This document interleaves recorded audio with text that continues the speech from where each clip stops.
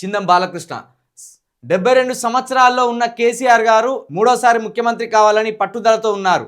ఇప్పుడున్న ముఖ్యమంత్రి 55 సంవత్సరాలు ఉన్నారు. కానీ నాకు అధికారం 10 సంవత్సరాలు చాలు అంటున్నాడు. రాజకీయం మీద ఎవరికి పట్టుదల ఉందో చెప్పండి.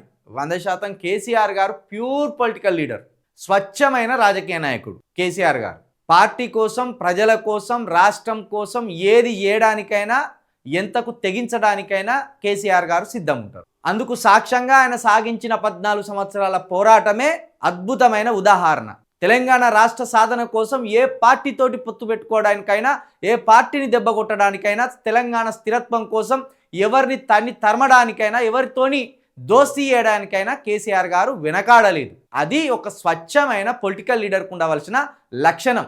ఏ మాత్రం చిన్న స్థాయి ఆలోచనలు లేకుండా విస్తృతమైన ఆలోచనలతోటి తెలంగాణ కోసం ముందుకు సాగిన నాయకుడు కేసీఆర్.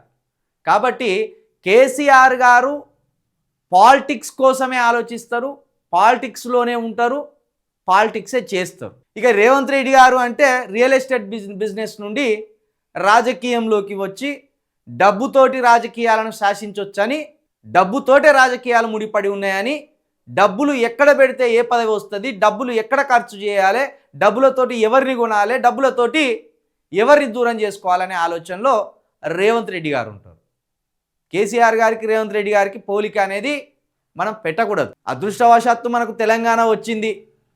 ప్రజలందరూ ఏకమైనలు. కేసీఆర్ గారి నాయకత్వంలో తెలంగాణ సాధన సాధ్యమైంది. తెలంగాణ రాష్ట్రం సాధ్యమైనందుకు వార్డ్ మెంబర్లు కూడా గెలవలేని వాళ్ళు ఎమ్మెల్యేలు అయింది. ఎమ్మెల్యేల మైతమా కామా అనుకున్న వాళ్ళు మంత్రులు అయింది. మంత్రులు అయితమా కామా అనుకున్న వాళ్ళు ముఖ్యమంత్రి అయింది. కాబట్టి లక్కీ డ్రాలో వెళ్ళినట్టు అయిపోయింది రేవంత్ రెడ్డి గారి అదృష్టం.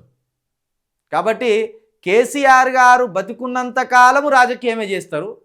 ఆ చేసే రాజకీయం అంతా తెలంగాణ స్థిరత్వం కోసం, తెలంగాణ అభివృద్ధి కోసం, తెలంగాణ పటిష్ట నాయకత్వం కోసం మాత్రమే శ్రమిస్తాడు. అందుకు ఆయన నడిచిన బాటే ఉదాహరణ, ఆయన చేసిన ప్రయోగాలు ఉదాహరణ, ఆయన సాగించిన పోరాటం ఒక అద్భుతమైన ఉదాహరణ.